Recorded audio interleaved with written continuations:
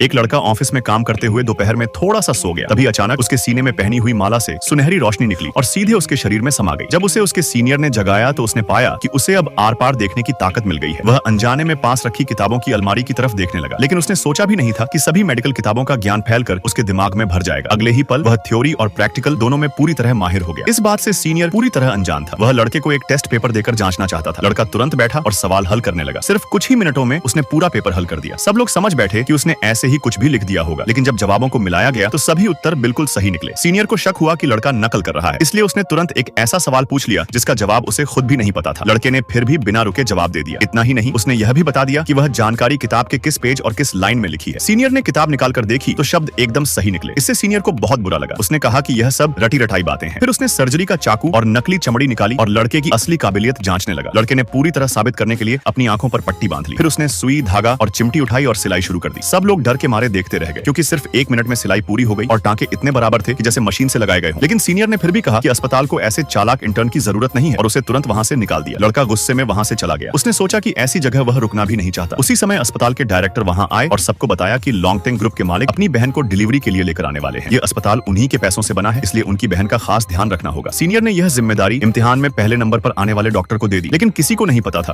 कि आगे कुछ बहुत बड़ा होने वाला है। आगे क्या हुआ नेक्स्ट पार्ट के लिए चैनल को सब्सक्राइब करना और कमेंट में पार्ट 2 लिखना मत भूलिएगा।